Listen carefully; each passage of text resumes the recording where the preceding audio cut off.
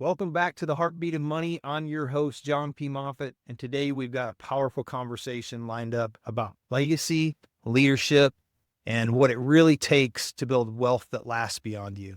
My guest is Ken Yang, an entrepreneur who knows firsthand what it means to overcome challenges, shift emotionally in business, and keep pushing forward with resourcefulness and resilience.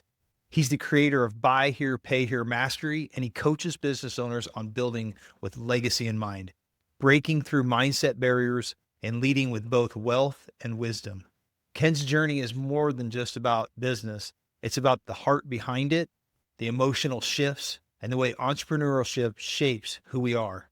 Today, we're going to dive deep into his story and the lessons he's learned and how he's helped others write their own. Ken, welcome to the show. Yeah, thanks for having me, John. I'm excited to be here. Awesome, man. I'm super excited you're here today. Your story, it's such an interesting one. What sparked your journey into entrepreneurship and how did Buy Here, Pay Here Mastery come to life? Um, it came from, really, wanting to do more and, wanting to be more. It started last year actually when I had a heart attack and I almost died. And Oh my gosh. my heart doctor said I had the widowmaker, right? And that's like they call it the widowmaker because it makes widows, you know. Yeah. And he said I had like minutes before I wouldn't be here today, So I started Oh my thinking gosh. about there's I've got to be meant for something more than what's going on in my life or in my business.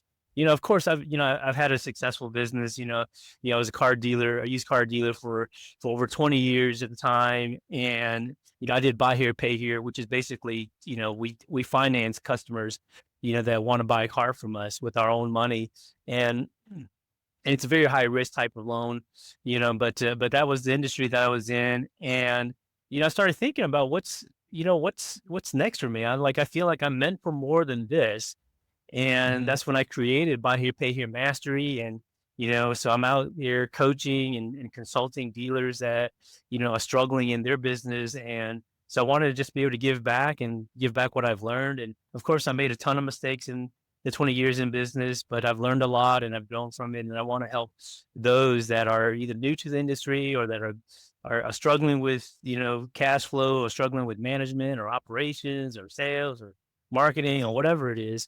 That's what I do. That's what I, enjoy doing. You know, as you're dealing with some of these car dealers in this buy here, it's a high risk environment. What are some of the common things that you're seeing from these entrepreneurs that's their challenge? Like what is kind of some of the common things that are the same challenges for them? Cash flow.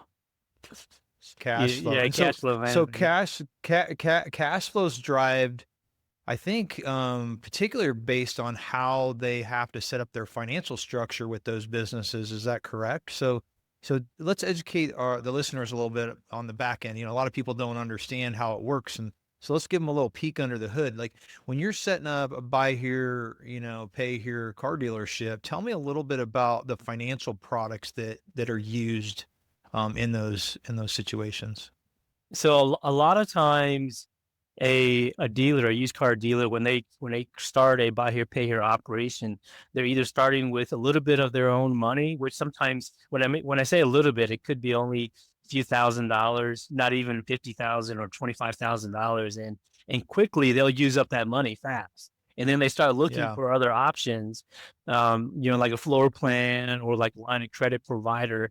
And when you're new like that and you have such a small portfolio, some of the larger banks or larger lenders, they're not interested in giving, a dealer like that a loan or a line of credit. And so there Right. are special finance type of lenders that will come in and offer that bridge. But what most dealers don't understand is that bridge loan, or that not really a bridge loan, but it's like that type of credit or line of credit that they're offering you is not meant for long-term purposes. It's meant to be like a bridge to get you to the next level. And but the problem that a lot of dealers face is that they think that it's going to be a long-term fix to what they're trying to accomplish, and then they get into trouble. And so, and what I mean by trouble is that because the money is so expensive that it's difficult to run a successful operation with those tight margins without a plan in place, or a very, a really good, strategy in place, which when they're starting off, they don't have, or they don't know, Right. and so they're kind of doing whatever they think that they need to do, but it's really not what they really need to do. So Yeah. so let's walk through, because I think it'd be super, very rarely do we get an operator on here that's actually done the business and understands it. I'd love to walk through what the perfect scenario would be. So I start my business, let's say I have $25,000. I go find myself a lot. I get some cars within the price range that, the average car price in these types of dealerships are what, 5 Yeah. to 25,000, or No, where no. do they kind of lie? Yeah, to do a buy here, pay here, you can start off with, $1,000, $1,500 cars, which some Okay. dealers do. The average buy Yeah. here, pay here price, all across the board, is about a $5,000 cost, meaning they buy it for Okay. $5,000 at the auction, and they might Yeah. sell that vehicle for like $10,000. Okay. But if someone's starting off with, let's say, $25,000, I would recommend, a $2,000 or $2,500 car that they're buying. Uh-huh. That way they can maximize the number of cars that they can buy with that 25 grand.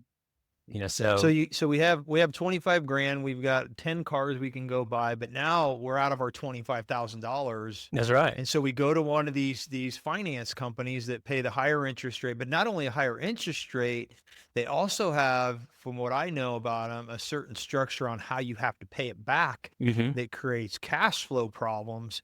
Can you kind of walk through a scenario of like one car, what that looks like and what you have to pay back and how that causes that? Yeah. So the typical thing that most dealers will do is they'll kind of choose one of a couple of options. The first one is they'll sell the payment stream. And so what I mean by Mhm. that is, let's say they sell that $2,500 car for, let's say, $5,000, right? And Yeah. let's just assume that the payments are, for easy math, $300 a month. Then what they'll do is they'll sell, let's say, 18 month or 15 months worth of payments to, let's say, a lender. So 15 times $300, whatever that comes out to, $4,500, or whatever the number is. They'll sell that. They'll sell that to the lender, so the lender will advance, let's say, 85 or 90% of that. So they'll give the Okay. dealer, let's say, $3,000, and so now they've got $3,000 from that $5,000 contract, and they'll take that 3,000 and go buy another car with it. But they won't have any payments that are coming in from that customer. So they're still collecting Right. payments every month from that customer that they sold the car So to. they still service the They the still payments service on the the loan. loan. Yep.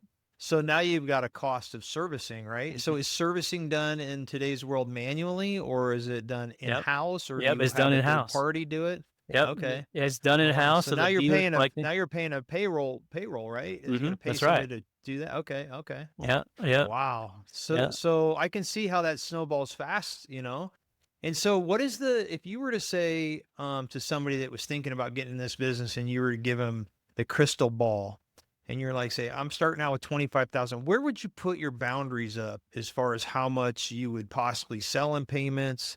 How do you transition from these types of financing? How do you move into the other type of financing, which maybe doesn't have the cash flow or the interest rate barriers? Like, what's that path look like? So I would first ask a dealer, why do they even want to do buy here, pay here? Right? Because, I mean, Okay. buy here, pay here is like, I mean, it's a long-term growth, or long-term, type of, business strategy. It's not quick cash. Now they can easily sell a car for cash or outside finance and get that money up front. I mean, that's a lot easier business. Then buy here, pay Hmm. here. When it comes to cash flow, Okay. so Okay. so I would ask why they want to do buy here, pay here. Most of the time, the response that I'm going to get from that is, I want to do buy here, pay here because I have so many customers asking me, can you take down payment, or can I do this in payments? And these are people with bad credit, so they can't get a conventional loan. So they want to sell more Okay. cars. So they're thinking that by getting into buy here, pay here, they can sell more cars, which, yes, it can be true, but then buy here, pay here has a whole bunch of other complications that comes with it that most dealers don't understand. And so what I would suggest is if somebody's going into it, that they kind of go in with a plan or a strategy, hire themselves a mentor or a coach that's done it before that can guide them, because it might sound really easy that they can sell a bunch of cars. The problem comes in when there's no cash. And that's where I Right. see a lot of Right. people kind of get into trouble, is that the cash flow isn't there. And so let me just kind of explain for those people that may not understand the difference between cash flow and profitability. So profitability is what shows up on paper, right, John? Is what shows up on paper, that you're either making money or you're not making money. But cash flow is what Right. you spend. Is the money Right. that comes in into your bank account and the money that goes out of your account. And a lot of times, especially if a dealer has, let's say, a floor plan or a line of credit provider that's, kind of like what I'm talking about there, they see all this money that's coming in. So they're thinking that, hey, I'm making money. But the reality is just that the money is just floating around from, until it gets paid out or when it comes in. And they're thinking that they're making money, but the reality is that they're really not, and Right. so I would tell a dealer that's coming into this space to have a plan, have a strategy. Don't try to do it alone. Find a mentor, find a coach that's going to be able to help you. And if you find a free one that's going to do it for free, don't do it. The free advice, right? Yeah, I mean, free advice This is free reminds advice. Yeah, this reminds me a lot of what we're seeing in other industries. So a lot of other industries don't have that type of product, but they have what's called a merchant credit advance. Mhm. And they run into the same problem. The interest rate's high, but not only that, the payments are even higher, and they end up, stacking because they get into this cycle, and they're cash poor. They don't, but they're making money. At the end of the year, they got to pay taxes. They've got money. They've Yep. paid down a ton of principal in the year. All of that. Wow, that's really, really good info. So you've been in the market for a while now. You had a business. Tell me, what did you learn emotionally? What were some of the emotional shifts as you went through? Because you had a buy here, pay here Mhm. business, if I remember it right. Yeah. So tell me a little bit about your emotional journey and what helped you shift your mindset to keep moving forward as you went through some of this and learned this with the hard knocks. You know, glad you asked that question. Having my thinking about my dealership when I first started, it was a lot of excitement, a lot of, you know, um, I finally made it, there's a lot of that, and then, I would say maybe back in 2013, 2014, 2015, I had a really, a crisis show up in my life. I was working at the dealership all the time, and I emotionally I wasn't feeling fulfilled. I was like looking for something that was going to fill this void that I had in my heart. And you know what I did, John? I did the dumbest, most stupidest thing, and what that was I had an affair. I had an Oh affair no. because I thought that I could get, validation or acceptance from outside of my marriage. And because I thought that I wasn't getting it at home from my wife, because my wife was working with me at my dealership too, and, Yeah, yeah. so we kind of butt heads sometimes with how to run the operations. And so emotionally, I was not very, I wasn't doing very well emotionally, but my business was doing well. And so I ended Yeah, up having an affair. And I tell you, during the after I had the affair, I mean, everything started crashing down on me, with my sure. marriage, my relationship with my family, my kids, my business. I ended up having an IRS audit that ended up going, you know, to back 3 years, and it was a huge mess. And I contemplated suicide because my wife was gone. Everything was like a mess, Yeah, and at that moment, I thought to myself, this is it.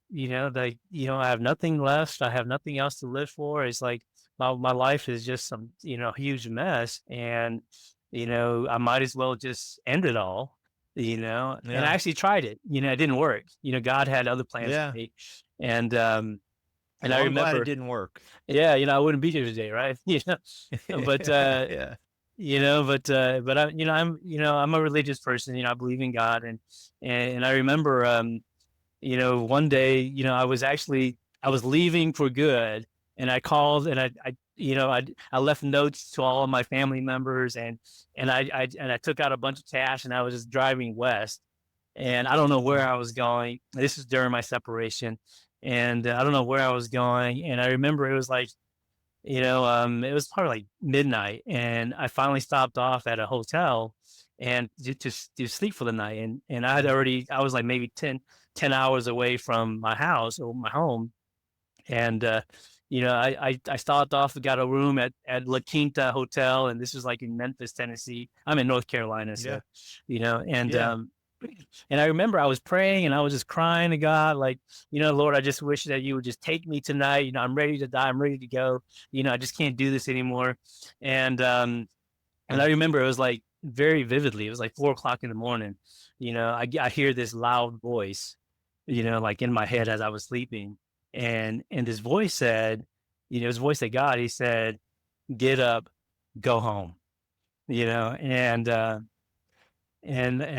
I remember that it was a Tuesday night, it was a Tuesday morning, and I remember that if I were to drive home from where I was at in Tennessee, I would make it in time to a 12-step meeting, and Oh, even though wow. I'm not a drug addict or alcoholic, a 12-step meeting, would be able to help me. So I Yeah. drove home, I made it in time for a 12-step meeting, and that was like the beginning of the transformation in my life that God was working in my life, and but yeah, that was the kind of the start of it. I mean, I have a whole bunch of other stuff happened after that, but my wife and I got Wow. back together, and Well, that's glorious. Praise yeah, God, man. That's awesome. So I'm so glad. I'm glad you shared that, Ken. A lot of people don't realize that a lot of people are going through the same thing they're going through or have mm, gone through it again.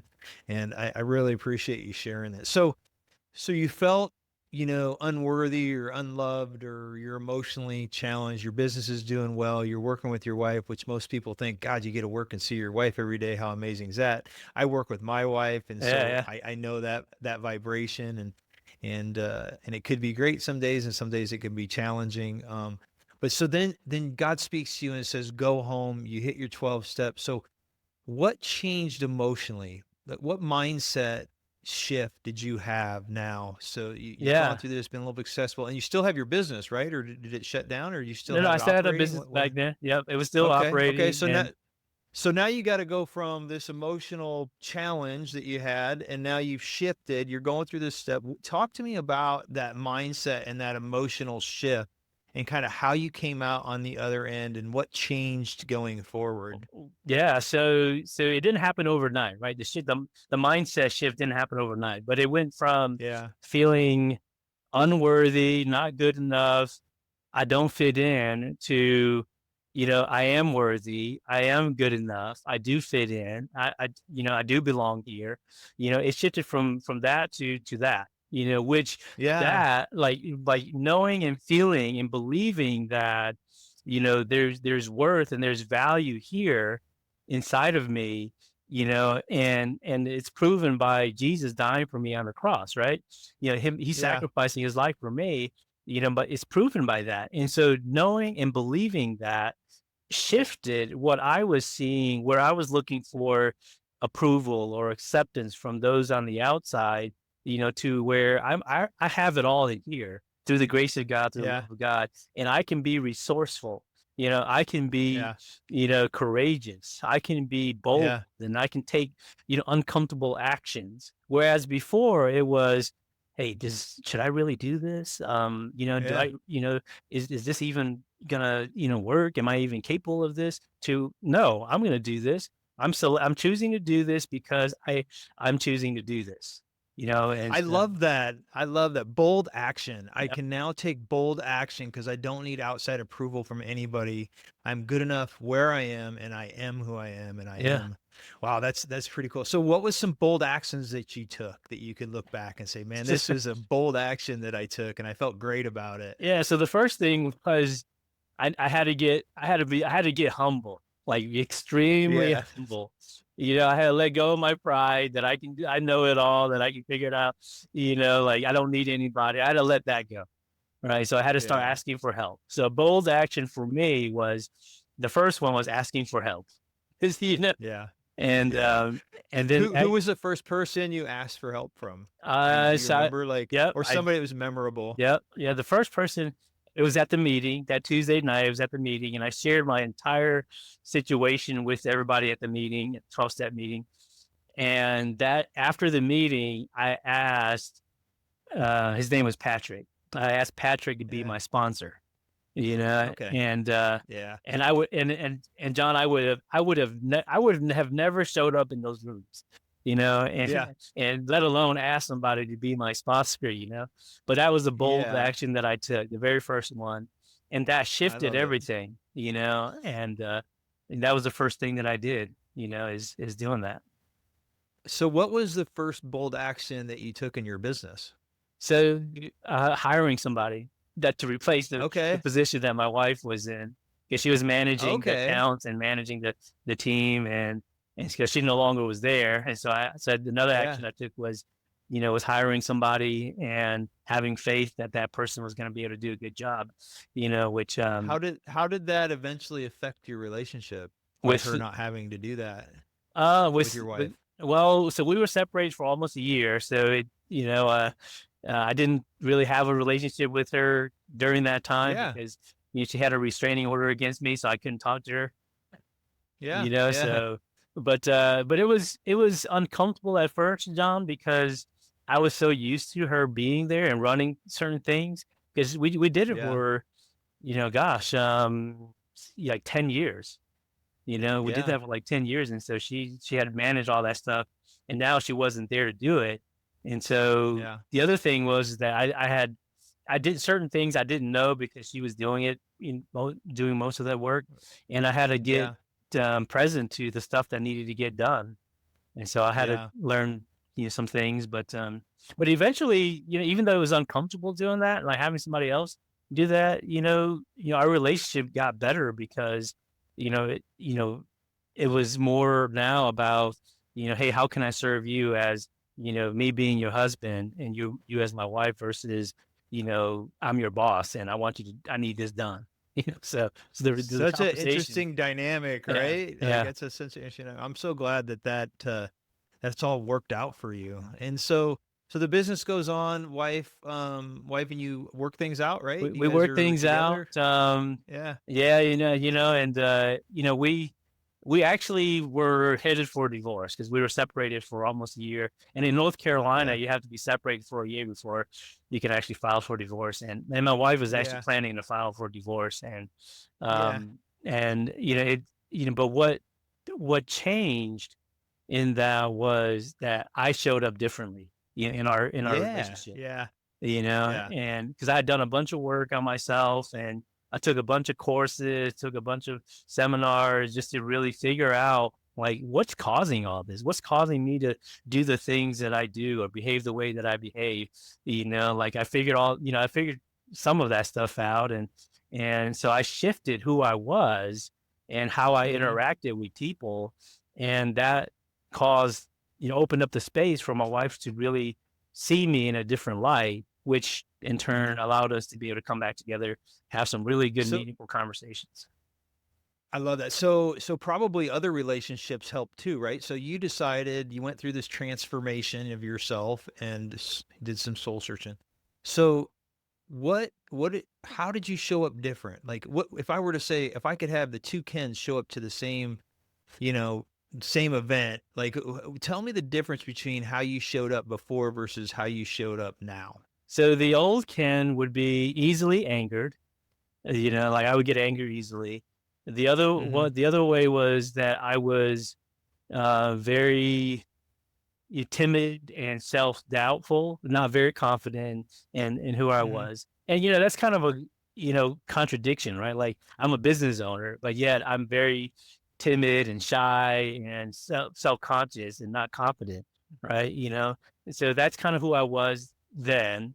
And I wouldn't get involved with different things. I wouldn't raise my hand, to do stuff And the Ken that you know now is someone that is courageous, bold, confident, someone that, can really see people as who they are and just love on people exactly the way they are and exactly the way that they aren't.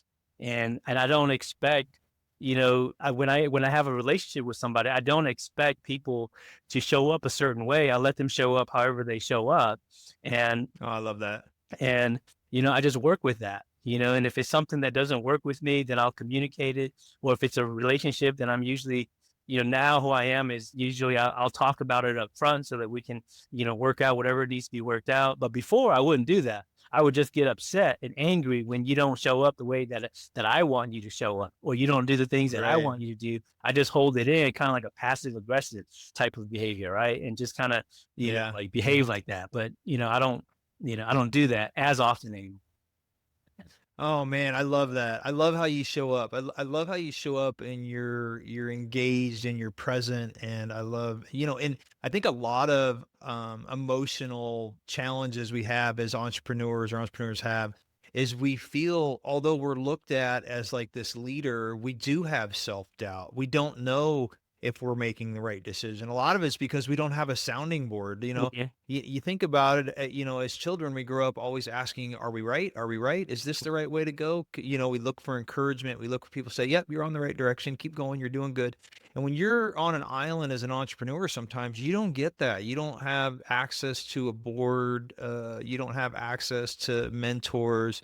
And so you do have this emotion. So I do thank you so much for sharing all that information with us. I really love it. So I want to briefly talk because I know that you eventually like sold your business, right? You Yeah. Yeah. transitioned and eventually sold. Tell me a little bit about the emotion around thinking about selling, and then kind of like the process through it, and then you get on the other side of it, and you're like, what the hell do I do with my life?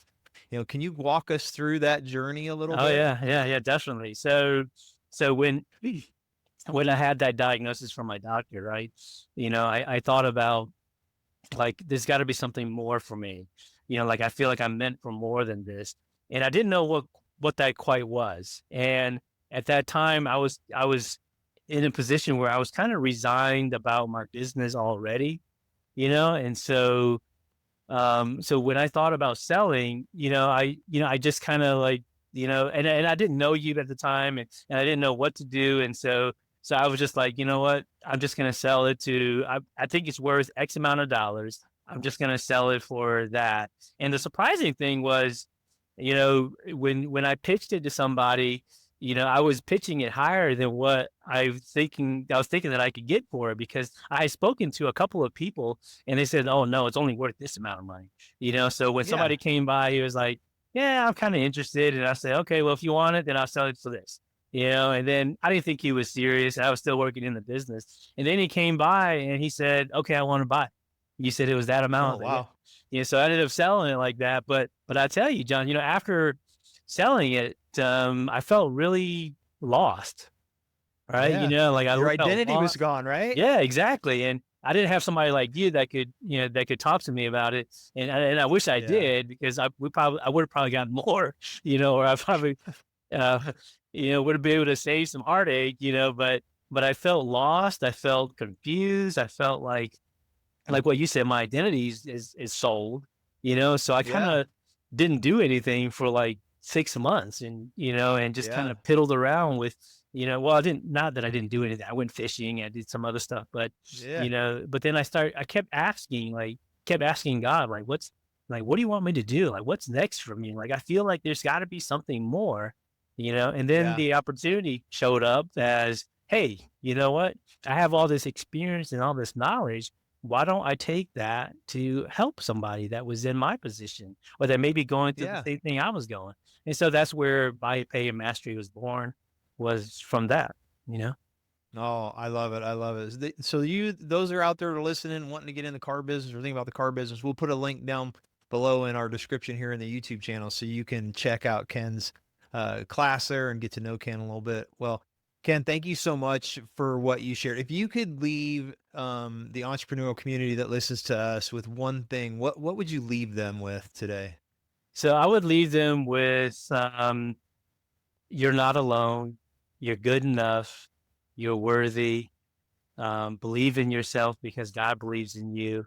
Yeah. And find a tribe, find somebody, find some people that you can surround yourself with and learn from them, learn with them, contribute to them, have them contribute to you. And because there's a ton of people out there that are willing to share and give and just support each other. And, find yourself a community, and, Yeah. like I I said, love that. don't do it alone. You don't have to be alone. I love that, man. What a great journey you've been on. And I love how your relationship with God has grown and the confidence you have within yourself and your soul and how you show up. So, if you can ask me anything, if you could ask me a question, what would you ask me? I would say, John, why are you doing this? Why are you doing Why this am I this doing this? podcast? Or yeah, and why are you putting this Well, I'm information out doing, there? oh man, this podcast comes from back when I was 12 years old. Oh wow, And, yeah. my parents, we owned a food and beverage business. And dinner talk would always be their mystery about money. They just couldn't figure out, like, we need to buy a new oven. How do we get money? Oh, I think we go to a bank, and they don't know what they're supposed to do. And they didn't know what anything. And there's something at that time in my life. I'm like, we should know this, like as a family, like we should know this information. So I kind of made it my journey to learn as much as I could about money and finance. Not only that, but underwriting guidelines for industries and why some industries are risk lower than other industries. And then really diving into the emotion behind making decisions. So, this channel, and the reason I do this is really for financial education, for people to not feel alone, to understand that really to run a successful life is to run a successful business, is to come from an emotional standpoint, and show up in the right emotion. Like you said, the old Ken would have showed up this way, the new Ken showed up this way. And so running a business isn't always about working on the business, but it's also about working on yourself Hmm. so that you can show up in the right way for the business. And then the other reason I love and I'm doing this is because I think that there's an opportunity in where we're going in decentralizing some of the tokenization we're doing, some of the platforms that are being built with AI, and I believe that there's an opportunity to create some real cool financial products that I'm working on with a team right now that will have the ability to create products that work better with businesses today, because business owners make decisions based on what they think is right. And if you could put some coaching around the numbers, like if you, like, for example, if somebody doesn't know what an EBITDA is, or doesn't know what a cash flow number is, or a debt service coverage ratio, if you're in business, that's like knowing how to fill up your air in a tire if you're going to ride your bike when you're 6 years old. Like, you have to know these stuff. Well, not only that, you have to know what decisions you make affect those numbers and how Hmm. those numbers are affected by the decisions you make. And here's the other thing. It's not just about making the decisions, it's about emotionally showing up the right way to make the decision. So, I love having people that have been in the industry, that have built a business, gone through the struggles, both personally, relationship outside the business and the business, worked through it. I mean, what a great success story. You're still with your wife, you sold your business, and now you're helping others not make the same mistakes that you made, but those mistakes created the new Ken. Yeah, So that's were right. they mistakes, or was it just our journey? So I'm a firm believer that there really are no mistakes. There's a journey to make us the best version of ourselves. And if you can, when anything's going wrong in life, say what's trying to be changed within me so that I can readjust and be successful and have the life that I want and have a fulfilled life, man. So such a great question. Thanks, Ken. I really appreciate it. And I appreciate you being on the show today. Thank you so much. Yeah, yeah. Um, Thanks for having me. Yeah. Absolutely. So this is the Heartbeat of Money. I'm Jon P. Moffitt. Thank you all for listening today. Check out the link below and Buy Here, Pay Here Mastery with Ken. And we will see you next time.